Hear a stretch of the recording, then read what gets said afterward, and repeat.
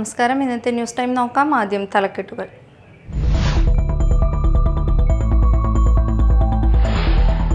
പിതൃസ്മരണയിൽ പ്രാർത്ഥനയോടെ വിശ്വാസികൾ ഇന്ന് കർക്കിടക വാവ് ആചരിച്ചു. ക്ഷേത്രങ്ങളിലും ബലിതർപ്പണ കേന്ദ്രങ്ങളിലും ജനങ്ങളുടെ തിരക്ക് അനുഭവപ്പെട്ടു.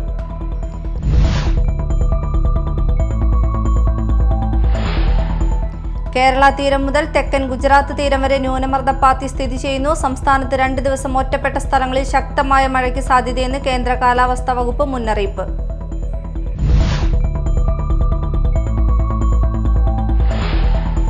മഴ തുടരാനുള്ള സാധ്യതയും കനത്ത മഴയെ തുടർന്ന് പല റോഡുകളിലും വെള്ളക്കെട്ടും അപകട സാധ്യതയും നിലനിൽക്കുന്നതിനാൽ അതിരപ്പിള്ളി മലക്കപ്പാറ വഴിയുള്ള എല്ലാ യാത്രയ്ക്കും ഓഗസ്റ്റ് 3-4 തീയതികളിൽ നിയന്ത്രണം ഏർപ്പെടുത്തി ജില്ലാ കളക്ടർ അർജുൻ പാണ്ഡ്യൻ ഉത്തരവിട്ടു.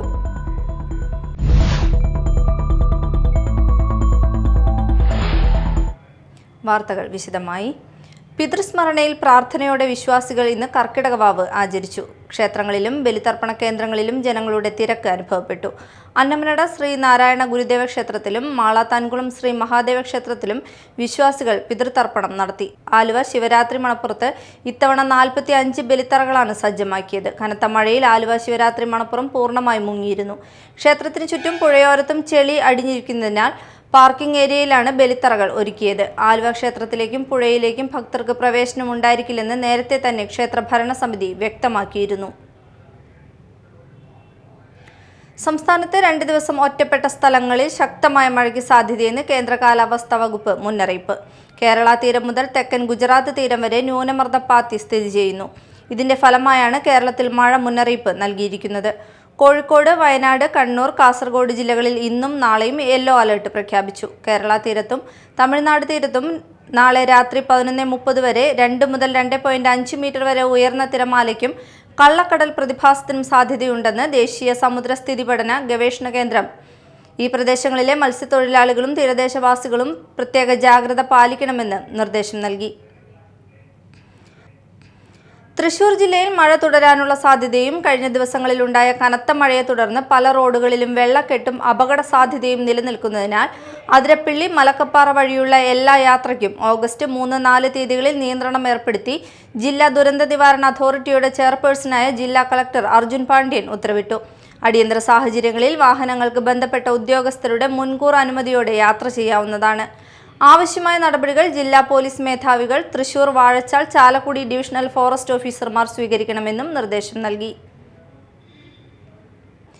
യുവാവിനെ കനാലിൽ വീണ് മരിച്ച നിലയിൽ കണ്ടെത്തി. ഇരിഞ്ഞാലക്കുട മാപ്രാണം പിച്ചപ്പിള്ളിക്കോണം അമയംപറമ്പിൽ ഉണ്ണികൃഷ്ണന്റെ മകൻ 33 വയസ്സുള്ള രമേശാണ് മരിച്ചത്. പൈക്കാടം KLDC കനാലിലാണ് യുവാവിന്റെ മൃതദേഹം കണ്ടെത്തിയത്. പുത്തൻതോടിനടുത്തുള്ള മരക്കമ്പനിയിലെ ജീവനക്കാരനാണ്. ജോലി കഴിഞ്ഞ് രാത്രി വീട്ടിലെത്തിയിരുന്നില്ല.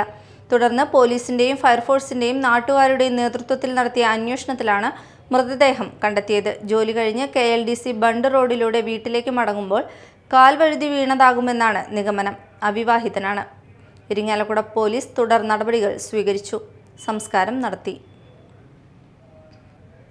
ഹമാസ് നേതാവ് ഇസ്മായിൽ ഹനിയ വധത്തിനെതിരെ ജമാഅത്തെ ഇസ്ലാമിയുടെ നേതൃത്വത്തിൽ പറവൂരിൽ പ്രതിഷേധ സംഗമം നടത്തി. ജില്ലാ സമിതി അംഗം SM Zainuddin, TS Shah Jahan, MA Abdul Rasheed എന്നിവർ സംസാരിച്ചു.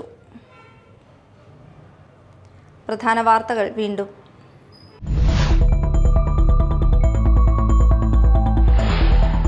പിതൃസ്മരണയിൽ പ്രാർത്ഥനയോടെ വിശ്വാസികൾ ഇന്ന് കർക്കിടക വാവ് ആചരിച്ചു. ക്ഷേത്രങ്ങളിലും ബലിതർപ്പണ കേന്ദ്രങ്ങളിലും ജനങ്ങളുടെ തിരക്ക് അനുഭവപ്പെട്ടു.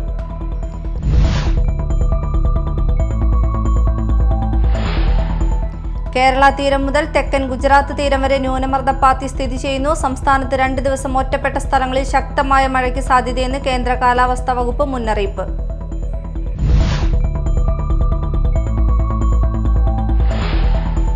മഴ തുടരാനുള്ള സാധ്യതയും കനത്ത മഴയെ തുടർന്ന് പല റോഡുകളിലും വെള്ളക്കെട്ടും അപകട സാധ്യതയും നിലനിൽക്കുന്നതിനാൽ അതിരപ്പിള്ളി മലക്കപ്പാറ വഴിയുള്ള എല്ലാ യാത്രയ്ക്കും ഓഗസ്റ്റ് 3-4 തീയതികളിൽ നിയന്ത്രണം ഏർപ്പെടുത്തി ജില്ലാ കളക്ടർ അർജുൻ പാണ്ഡ്യൻ ഉത്തരവിട്ടു.